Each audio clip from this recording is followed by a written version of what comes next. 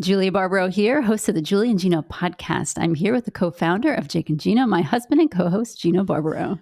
You don't ask me how I'm doing, do you? Huh? I'm doing great. I don't know about you, because you sat down in the chair 5 minutes ago and you're like, we're back at this again. Well, we had a podcast yesterday. It feels Two like in the a row. same. 2 You got days me in up a row. early at 10 o'clock. So my hair is a little wet still. Really? So I got you up early. It's one of those days. I said you look amazing. You're like, my hair. I said, baby, you're looking great. And you're like, no. I said, yes, you are. So appreciate it. I'm doing great. How are you? How are you, Gino? I'm doing really good. This is going to be a great show because it's about dads and it's about relationships. Not so great for me because we're not really going to talk business as much. We'll talk business. Talk emotions. We'll get it in there. So today's guest is Larry Hagner. After his first of 4 sons were born, he quickly learned that the desire to be a legendary father, man, and husband wasn't enough. He had to learn the skills to actually do it. Actually, there is skills. You're not born with this. Larry created the Dad Edge podcast to help other men create epic marriages and connections with their kids, master their personal finances, optimize their health, and become a leader within their family. Welcome to the show. Repeat, Mr. Larry Hagner. What's going on? How are we doing? I guess the first, episode we did together, maybe it wasn't like a flop. And the fact that I get invited back to the party, I mean, hey, that's a really good sign, right? Because there's always those people, right? Like, especially as a married couple, you're like, you have that couple over, those friends over, and you're like, well, that was one time and done, wasn't it? And then there's the other ones like, well, we really liked hanging out with them. We should have them over more often. Well, I could say the same thing. The fact that you came back on is That's actually, true. all right. That's Larry actually likes us. And actually, we had something intelligent to share with Larry. So listen, you've evolved. I mean, your business is crushing it. You're affecting a lot of men nowadays. Man, woman. I mean, there are distinctions. And me and my wife talk about it all the time. And I think, men are under siege. We're under attack even more than it was 2 years ago. And it's difficult. I've got 5 daughters and I've got 1 son. And sometimes I feel as if it can be challenging for that one son. So Larry, talk about what your business is all about. Talk about the Dad Edge podcast and, dive into a little bit more of, why you started this, why you got into this journey. Because it can be a really difficult one, talking about marriage. Now, the things that you're talking about right now, to me, seem as if they're controversial, whereas to me, they make total sense. So you must be getting a lot of grief from a lot of people as well. It's interesting. You mentioned controversial because I don't view it as really controversial. I view it as a different lens to view things through that might just make more sense to people. So, like for instance, I think quote unquote controversial. You're probably talking about maybe my Instagram, and the only thing that's really changed with Instagram is the fact that we went from 20,000 followers to over 100,000 followers in the past month. And it's because I've had a couple of videos go viral. And what I would say is the things that I've been putting out for the past 8 years, I always look at the ratio as the things that ruffle people's feathers, and then they'll be the little keyboard warriors, and that kind of thing. And it's always like 90%, like, oh man, I never thought of it this way. Thank you for, thanks for the suggestion. Thanks for the advice. I'm going to try this, And then there's the 10% like, well, you don't know my situation and blah, blah, blah. And they'll just like, and I get that, like everybody's life is unique. How people operate, it makes total sense to them. That person's situation is their situation. And sometimes when things are said, what happens, I think, for people is it casts a spotlight on something that's going on in their own life, whether it's good, whether it's bad or whatever. And they have a reaction to it. Right. And it's no different than if someone casts a spotlight and we're like, yes, man, I totally agree with that. Like I've been doing that, or I've believed that, or I've lived this way. And yes, exactly. Right. And then there are some things you're like, oh, gosh, I do know that. Right. And it's not happening in my life. But here's the interesting thing is that when that spotlight is cast on some people, they'll want to defend that current way of living, even if it's not congruent with their integrity, even if it's not what they truly want. Because if they don't defend it, then they're like, well, I feel weak now, or I feel like I'm a victim now. So I have to defend it in some way. It's like the justification, right? Of like, of anything. So like, I'll give you an example, right? And I didn't even know that this was going to happen, but I was on a podcast, and I'm usually I'm a very empathetic person. I'm very compassionate. I'm also very direct. I have this mixture of empathy, but yet some tough love at the same time. I'm friendly, but I'm not always going to be your friend So if you're one of my you're clients. buddies with my wife, because my wife can be very direct, but I don't know about the empathy as much, especially not towards empathy. me. She'll hammer me. We're She's like, bro, different. so why aren't you married? You've been dating for 4 years. Why aren't you already married? And I'm like, Julia, would you leave these people alone? I mean, they want Yeah, that kind of stuff. So yeah. I mean, I think you can be that mixture, right? I mean, but so I had one of my business partners and my best friend, tragically, at the beginning of February, lost his 19-year-old daughter in a tragic car accident, and devastating, obviously to him, and devastating. You see your best friend literally walk through hell, and it's impacted him. It's impacted his entire family. It's impacted, obviously, how he shows up for our business right now, which is totally okay. We're like, dude, you've got to go take care of you. Like, do whatever you feel is necessary for here, and don't do what you don't want to do. We'll pick up the pieces. Don't worry. So the day after that happened, I was on a podcast, and I was, when you're devastated, or in your state of mind for a friend, or you're walking through something with someone that is truly meaningful to you, or you're walking through something personally, sometimes you tend to get a little fiery. And on this podcast, I was a little fiery. And one of the questions that came up on this podcast was, hey, if you had the simplest advice for how men can just tweak a connection with their kids, what would it be? And I said this. I said, if you want to make the simplest tweak to a connection with your kids, don't ask them, how was your day, when they come home from school, because that is the shittiest question on the planet. Like, don't do that. Because you're going to get the same crappy answer. Good, fine, busy, crazy, boring. It doesn't have any connection whatsoever. Instead, ask them questions like, what was the best part of your day? What was the most challenging part of your day? Tell me something that was meaningful that happened to you. Tell me something that made you smile. Tell me how you were kind to somebody else. Tell me something you learned today. Basically, or any types of those questions, it doesn't really matter. What really matters is that you create the connection, that you create the conversation, that it's not a question that ends, a default question that ends with a really crappy default answer that doesn't provide any connection. Because I think if you get to the heart of any parent, the reason we ask how your day is because we genuinely care and we want to talk to our kids. We want to connect with them. What we don't understand, though, is that's not a fault of the parent, right? That's not like, oh, you're a bad parent if you ask this question. What it is you're a great parent, but ask a great question, not a mediocre or terrible question, right? So that was the point of that. And it was funny. I had, I think, 1,800 comments on that video that reached well over 3 million views. And I would say 90% were like, oh my God, I do this every day. I'm going to switch it to this. And then we had people be like, I asked the question, holy crap. And my kid, like, just completely opened up, and it was amazing. And then I had some people, I literally had like a guy be like, if I ask that question, my kid won't shut up for 45 minutes. I don't want to hear that crap. And I'm like, right. And I'm like, holy crap. And then there are other people who are like, there's way worse questions in the planet. This is not the worst one. And then a couple of people will be like, oh, so you're saying I'm a bad parent if I'm asking a question? I'm like, I didn't say that at all. It's like, but I also understand that when you put things out, on social media, then people are going to hate it. One other example, and this literally just happened right before I jumped onto this.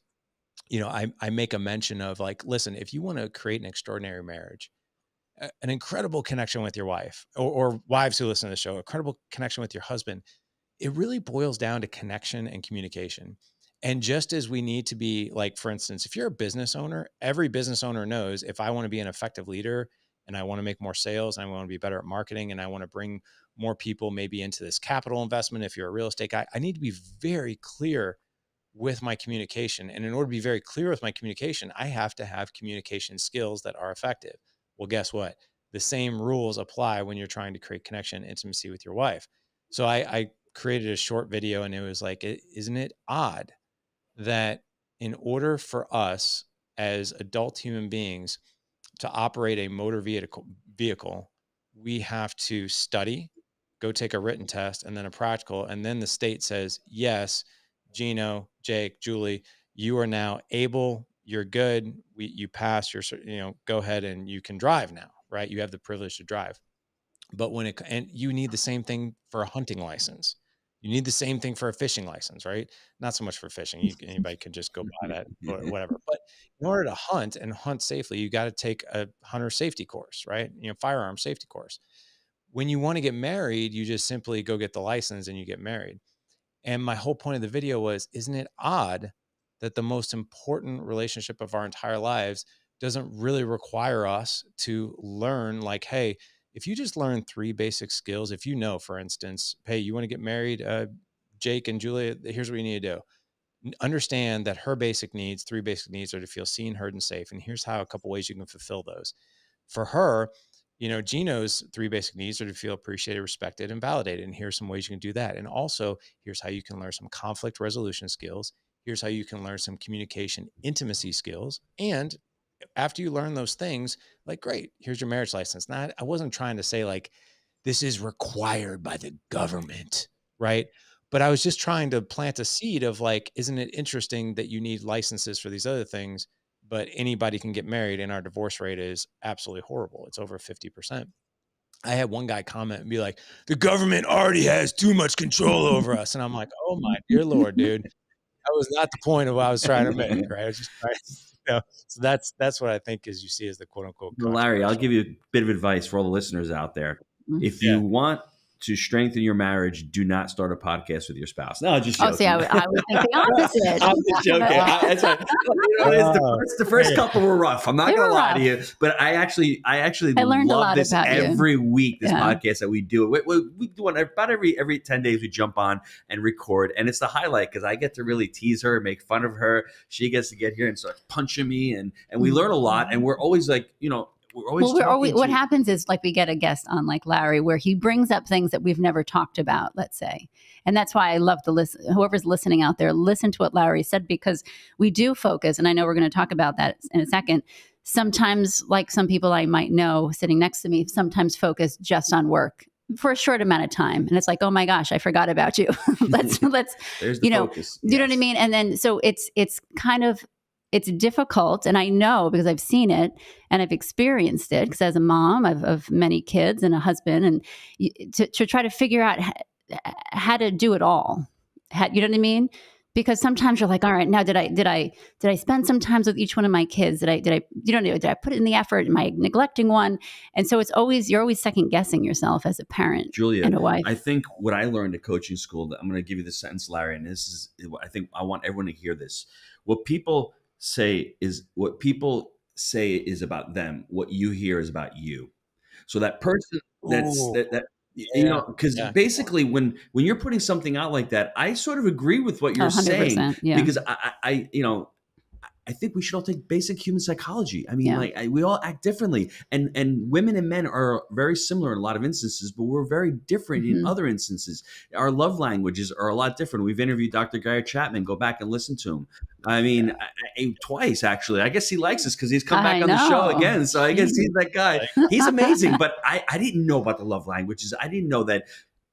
I'm giving her gifts and she wants to really spend quality time. It's just those things that we don't know how to communicate. So what people say is about them. So when you're getting hated on and trolled on, that person is perceiving it in his way. And then, what you say, the way you respond is all about you, what you're feeling, and having low self-esteem and having low confidence and being a victim really comes into play of being an adult and trying to have your kids grow up with that high self-esteem so they don't fall into the ego trap and saying, hey, it's about me, or that person's slinging arrows. And no, you want that high self-esteem so you can combat that and take it a different way. I mean, I don't know if you want to comment on anything I've said. I don't even remember what the heck I just said, but I'm trying to make a couple points. Well, normally, if this were me, you would have been like, Julia, do you have a question? Ask a question? So I'm going to go there. I just have to bother you. It's early, and I love it. No, I do, because you guys are in the real estate world, right? Well, I am. She doesn't know what a cap rate is. She doesn't know. She's in the real estate. She's the owner draw. I'm happy. She gets the draws, and I do all the work. As I say to my kids, who's the smart one? She's financially free, basically. No, I think so. I think if you really want to simplify this, right, and it's hard to simplify something that's emotional. It's easy to simplify something that's like super logical and black and white, right? Something like numbers, right? I mean, like. My CPA always says, he's like, I love numbers because they don't lie. Right. So, but when it comes to emotions and relationships, there's a lot of subjectiveness. Right. And there's a lot of things that are at play, and there's emotional triggers. But think of it like this, right? You might have anybody listening to the show, or you might be like, I really love real estate and I really want to do it, right? And I really want to do it for all these reasons. But the how is the gap, right? So like, for instance, I invest in real estate myself, and I had no idea what NOI was. I had no idea what IRR was. I had no idea what a cap rate was and what it even meant, right? And so when I was learning those things, I was like, this sounds so foreign to me. But once I learned it, I was like, oh, okay. So then suddenly the gap between like, I really love real estate and I really want to do it, and I think it could end up with, the end game could be over here, which is really cool, right? But the gap was like, I just don't know exactly how to do that and what it looks like on a day-to-day basis and what skills it takes to do that, what I'm even looking for. But I can learn. Well, guess what? Your marriage is the exact same thing. The same principles apply. We don't think it applies because we watch movies like The Notebook, right? And listen, my wife loves The Notebook. I do think like I'm a romantic at heart, right? I do love romance and passion and all that good stuff too. And I love courting my wife and pursuing my wife and all those things. And I love the funny things we do. But I'm also a realist too, that I can't depend on like, oh, well, our love for each other will conquer all. I think that's very foundational. You have to have it. If you don't have that, it's like building a house on zero foundation, or a really horrible one, right? You got to have that love, right? At the same time, you have to learn the skills of how to use tactical empathy. Like my man, Chris Voss teaches, right? Never Split the Difference. You can actually use that in relationships, and it is freaking beautiful. It's magical. You can use skill sets like using the right voice tone. I could literally say the exact same words, use a different voice tone, and it completely changes the meaning of it. So like, for instance, if I was looking at your shirt, Gino, and I could be like, Gino, what's up with that shirt, man? Now that's voice tone number one. But if I were to be like, Gino, what's up with that shirt, man? Just take note to how did you feel 1 versus 2? Just that one skill set alone. How did you feel? What people say is about them. What you hear is about you. If I'm in a good state, I hear that. I'm like, the second one is rocking. I like that. The first one, you're being a little judgmental. I think I have to be conscious of my thoughts and how I'm perceived and where I am. Did I have a fight with my wife 30 minutes before you said that? If I had a fight with her and she's driving me nuts, I'd be like, Larry, why are you hating on the shirt? But the second one would make me feel a lot better. So I love that. I mean, it's great. So voice tone is one. Generative questions. Generative questions is more of an academic term. I'll use this term: intimate conversation starters that spark connection. So that learning that skill set of being incredibly curious and asking really good, deep questions. And if you're still scratching your head, you guys in the audience wondering, well, what does that even look like? Think of your first date with your wife. Like literally, like the first time you took her out, and you probably couldn't wait to ask her all like, what was your childhood like? What are your parents like? Why are you studying nursing? And like, tell me what you want to do in 5 years. How many kids do you want? Like all this curiosity and these questions that lead to connection and better answers. You can still do that. I've been married to my wife for 20 years. Still ask her generative questions, right? Psychological safety. That's another one. That's where you and I can talk about anything and everything, ideas, questions, concerns, without judgment, blame, or pain, right? And there are skills that we can do that. If we learn those skills, just like you're in real estate, you learn about NOI, you learn about IRR, you learn about cap rates, and now you're like, okay, now I know what to look for. Well, your intimate relationships are no different. You can learn those skills to elevate the connection with your wife. And what I can tell you is it is romantic. A lot of people are like, well, if I learn these skills, does it take away the feeling of love? I'm like, no, it enhances it, because you've already got the feeling of love, but now you have a tool to make it even better. Now, we have had a great run in multifamily, going from 0 units to over $250 million in assets. That's over 2,000 apartment deals that we've been able to purchase through our framework: buy right, manage right, and finance right. Now, Jake and I, we created the Jake and Gino community back in 2015. We launched our first book, Build Our Profits. And since then, our students have closed over 60,000 units. That's over $4 billion in assets they've been able to close over the last 6 years. And that's why this community has been so successful. We call it results-based education, and we pour back into the community everything that we've learned on our journey from 0 to 2,000 units, and all our systems and scale that we use on our very own property management and investing companies. Jake, I love that. It's not just education, it's implementation. So what I want you to do, click on that link down below, Apply to work with our team. See how we can help you on your journey in multifamily. I got the tagline for the podcast right now, and I learned this from Luke Wren. He was at one of our speakers at MM5. He's coming back at MM6. Your language becomes your experience. Larry was an inexperienced real estate investor. He learned NOI, IRR. All of a sudden, the language became the experience. He understood it. And it's the same thing with relationships.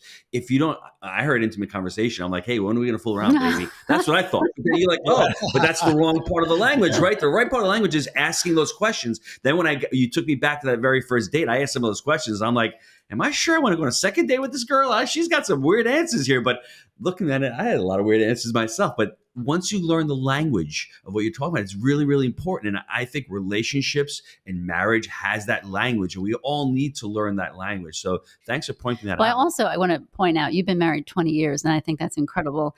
Yeah. But we do at times realize, like we forget that we have to still learn about each other because we've changed so much, right? I'm sure the two of you have changed as a man, as a father, as a husband in all these years, and we have to get to know you again. And I think a lot of us, I don't know if we put it off purposely, but maybe we're married, we're good. I'm good. I just need to focus on work right now. Or, we're married, I'm good. I got to focus on the kids right now. I don't have much time for this. But what happens when you do that? What happens when you put that off? And there's a lot of people listening, I know, that it's almost like they're afraid to start the conversation. They're afraid to know a little bit about their spouse because they don't know. I don't know. It's uncomfortable. Yeah. What a beautiful question. I love this question. It also reminds me of a rather controversial, quote unquote, controversial video that we just put out. And the video was, if you really, your priorities. So our priorities with my wife and I, and they always have been God, marriage, kids. Right. So, faith is a big part of our family. But the way that, a lot of parents, a lot of married couples, what they'll do is it's all about the kids, right? It is everything that we do is for the kids. Like our marriage is back burner, right? These kids come first. And here's what I'll say about that. I think that that's incredibly noble. I also think it's part of like our primal DNA, right? To be parents first, right? To be caretakers, to make sure our kids are protected, provided for, that they're led, that they're raised to be good human beings. I don't think that should ever be the sacrifice of building an incredible marriage with your wife. And here's why I tell you that. So I say that Jessica and I come first. I even tell my boys this, like, listen, at the end of the day, your mom comes first. I know it might be hard to hear, but listen, what I mean by that is your mom comes first because we're the foundation of this house, right? And in order for our family to thrive, mom and I have to be on point, because the more we're on point, the better parents we are for you. So it's actually a very selfless thing to do. It actually makes us better parents. It actually allows us to put the kids at a high priority, because we're like, hey, one of the things that we need to do is create safety in this house. If we're bickering, fighting, disconnected, arguing, is that a safe environment? Does that feel good for these kids to be around? No, it doesn't. I don't know how you guys were raised, but I was raised in the opposite, and I never wanted to be home. And when I was home, it was like walking on broken glass. I hated it. So in order for the kids to feel safe, to feel good, we have to be on point, because that energy radiates from us, right? And what I will tell you is 4 boys, 17, 15, 9, and 7, these boys are always here. And their friends are always here. We've been told we're the house. I love being the house. I also it's also very concerning from a grocery bill to be the house, because we go through so much food, but I'd rather be the house than not the house. But that is such a compliment to us, because my kids' friends will tell my sons, your parents, your house is so cool to be at. And they don't mean it because we allow things to happen. We don't. We're actually insanely strict about boundaries and certain things we allow and certain things we don't. But we provide this element of like, you are always welcome here. Like bring your friends here. Like we're happy, we're laughing, we're a couple. And here's why I tell you that too. Our kids, like look at the divorce rate. It's over 50% The other statistic that a lot of people don't know, and this actually comes from the book, Miracle Morning for Couples, that was written by Lance and Brandy Salazar, also co-written by Hal Elrod. I don't know exactly what study they looked at, but I know they looked at a study. So I can't quote the exact study, but I know that study is in their book. The study of couples that stay together are actually divided up into 3 camps, 1/3, 1/3, and 1/3. I don't know if it was surveys or polls or whatever they did, but they did study this. So 1/3 of couples that stay together are actually happy. Like if you ask them, everything's working in their relationship and there's a common denominator there. Like they're happy, like they're very happy and fulfilled. The second camp is they're more settled. Like, I love him. He loves me. We're okay. Kind of friends, maybe ships that kind of pass in the night. It's on a scale of 1 to 10, maybe a 5. It's not awesome. I'm not really going anywhere, but it's not really great, but it's not terrible. It's kind of like more just mediocre. And then the third camp is total disconnect, emotional, physical, living 2 separate lives completely. And they're just waiting for the kids to move out before they get divorced. So if you really look at that, there's a lot of married couples and couples that have been divorced that simply don't know the skills. And the first camp that I was telling you about, the ones that are in love or the ones that their relationship's working, they grow together. They learn together. They constantly pursue each other. They understand that love doesn't conquer all, that they need to do things in order to grow together, right? So the way Jessica and I view our relationship, and this is one of the things we teach, is our boys have a front row seat to a either fully functional relationship or a dysfunctional one. Which one are we going to provide for them? So Jessica and I were very open with like our communication in front of the kids. We've been open with even our conflict resolution. We were in a disagreement, even arguing one time. And my oldest son came up. He's like, "Are you guys arguing?" Because he doesn't see us arguing very much. I'm like, "Yeah, we're actually in a disagreement." He's like, "Are you guys going to get a divorce?" I was like, "All right, what?" I was like, "You know what? Pull up, have a seat." I was like, "I would love for you to see conflict resolution. This is how fully functional adults will resolve conflict." And Jessica and I went back and forth for 15 minutes. We spoke to each other kindly. We spoke to each other with respect. We allowed the other person to talk without interrupting. We said thank you for certain pieces of feedback. And then we came to a compromise. And then we hugged and we kissed. And I looked at my son. I said, "What did you see? What did you observe?" And we didn't put on a show for him. I didn't actually know how the conversation was going to roll. I had a good feeling of how it was going to roll, but I wasn't certain. And he was like, "Oh my God." He goes, "You guys didn't yell. You didn't call each other names." And he even observed this, which I was really pleasantly surprised. He goes, "At points I saw that you guys didn't fully agree with each other, but you somehow appreciated the other person's point of view." And I was like, "Oh my God, he saw that?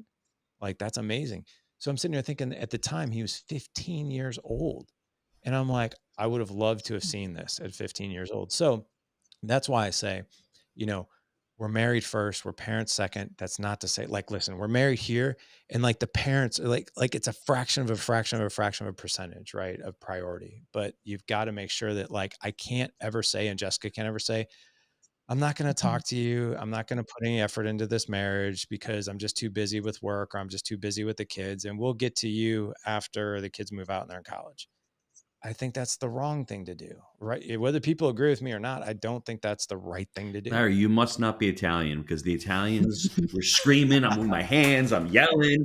Even when we're not arguing, the kids think we're arguing, because I guess I get excited. It's kind of comical. Yes, many of our children thought we used to argue every single week, like big time in the car. And I'm like, it took like almost 6 months from our oldest daughter, who was probably 9 at the time. She's like, "You guys just fight all the time. I don't know what to do."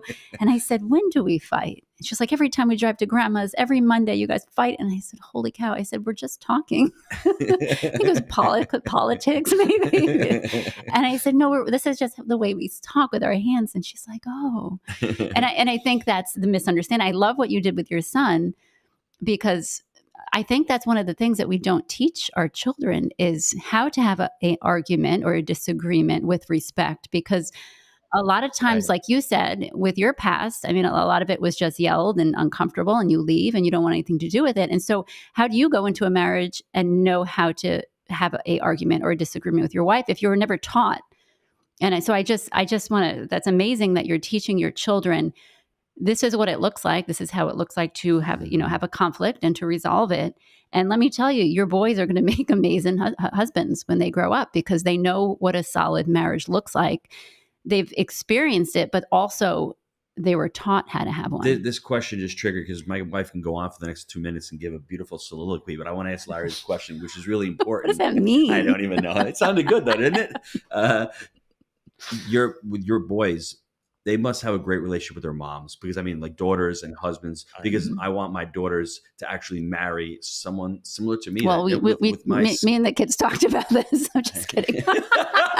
You're killing me here. You're killing the question now.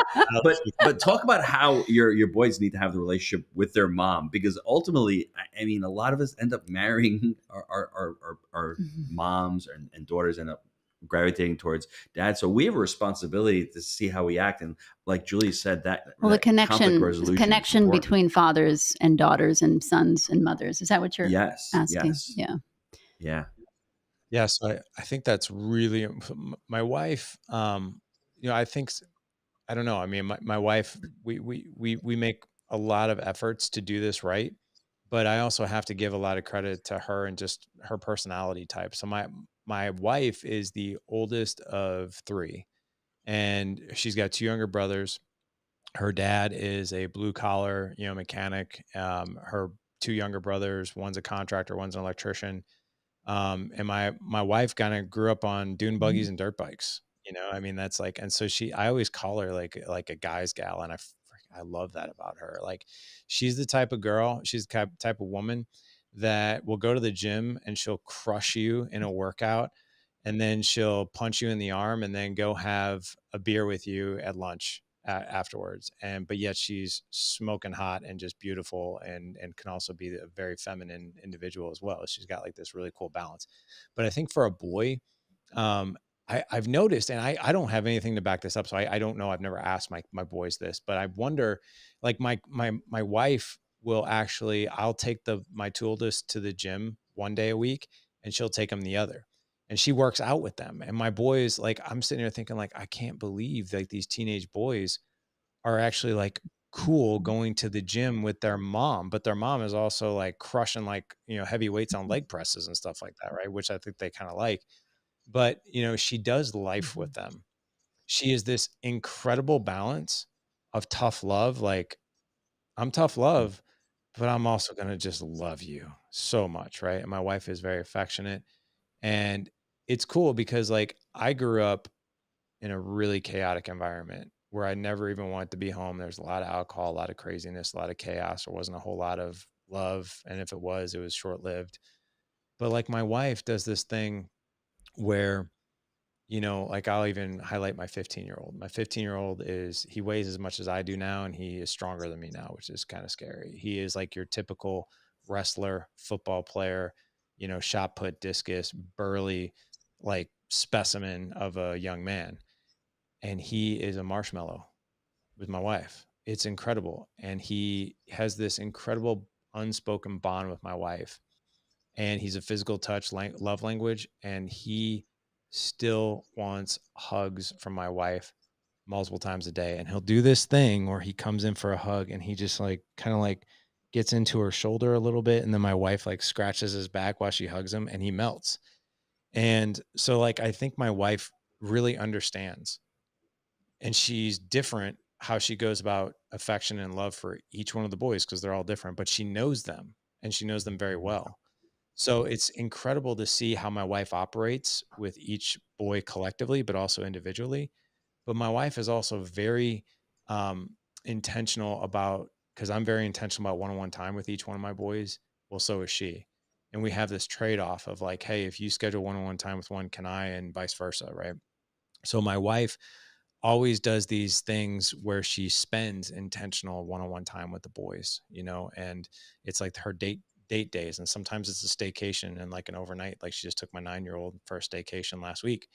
And that creates such an incredible bond, with your kids. And the last and final thing I'll say about my wife and sons is that my wife is not the type of woman who's like, I don't want to do that. Like, I might be unpretty if I do that. She's more like, yeah, let's go do that. Like, my wife and I played flag football with the kids during COVID outside. And I was just like, I was looking back and I was like, I don't know any woman that would put a flag around her waist and play flag football with her sons like my wife does. And I think my boys like look at that and be like, my mom's badass. Like, that's cool. So I think that has a lot to do with it. My wife knows the skills. She knows each one of the boys' love languages. She loves them individually, intently the way they need it. And she's also not afraid to do life with them on a boy level. Larry, I want to respect your time. We've been on. Yep. I want you to share all the resources you have, your podcast, your website, where can people get a hold of you, your amazing programs that you have. Because if you're a dad out there that's just figuring it out, we go to college for 4 years to get trained up, to get a job. We get married. There's no skills learned. We start having kids. There's even less skills there. Where can people find out more about what you're doing and how you're creating impact for others? Sure. And thank you. Anywhere you download podcasts, you can find the Dad Edge podcast. We've been doing this now for 8 years, over 1,000 episodes. So lots of content for you there. If you're looking for more free content for marriage, you can head on over to thedadedge.com/25 questions. Those are the intimate conversation starters. So you'll get a PDF and a quick video training of why these are so impactful. If you're a business owner, like I imagine you have a lot of entrepreneurs who listen to the podcast. If you want to optimize that trifecta that we were talking about, create an extraordinary marriage, connection with your kids while also continuing to scale and grow your business. We have a program called the Dad Edge Accelerator, which is for business owners, where we help them do exactly that. You can find that over at thedadedge.com/alliance. There's an application for that. And then you meet with our team. And if it's something you want to do and it's something we want you to do, you can enter into that program and do life with us. My big takeaway, I have to say, if you don't mind, is the part where you're talking about having your home being welcoming to other people, because I was kind of struggling with that too. I know this might take a second, but my son, we have one boy, he's in college, which is local. And he invites his friends over, his college friends, and they just want to come over. They just want to sit in the back. There's something about the home, and it's what you're talking about, that welcoming feeling of being loved, being fed, which, yes, our grocery bill did go up because of it. But what do? They sit, they smoke cigars, they talk about theology, and they just want to sit there. They just want to be part of our life, because I think of what you're talking about is that we have a positive view on marriage. My husband and I are very respectful. Yes, we do tease each other a lot, but it's a respectful way. The girls are there in a loving way. And I'm just curious out there listening, is that your home? Is that what you desire for your home to be? Is that welcoming place? And if it's not, what can we do to change that? Because it really does. I'm telling you, a lot of people don't have that at home and they're craving that. And so maybe that's your place. Well, like Larry said, 15%. So you take 15% of the 50 that are married, that are stayed married, that's a third. So a third, that number is very minuscule. So I think ultimately for me, I think marriage is a great institution. I love being married. I was such a jerk early on, man. I needed a lot of work and I'm evolving every day. And I think my wife knows that I love her no matter what I do, and I'll always respect and I'll always protect her. Now, do I need a lot of work with the communication? Absolutely, and I'm evolving. Hey, you're getting there. I love your progress. Slow is good. Slow is good. I'm okay with it. Larry, we want to thank you for being on. And one thing that I really learned from the podcast, I will never ask my wife how your day was ever again. I say, babe, what were you excited about? I really do hate that, baby? Because I'm like, which part of my day? Like, which part do you want to know about? Thanks for being on, Larry. We really appreciate it. Larry, thank you. Thank you, everyone, for listening. This has been an excellent podcast. I'm Gino. She's Julia, and we are Julia and Gino, everybody. Thanks.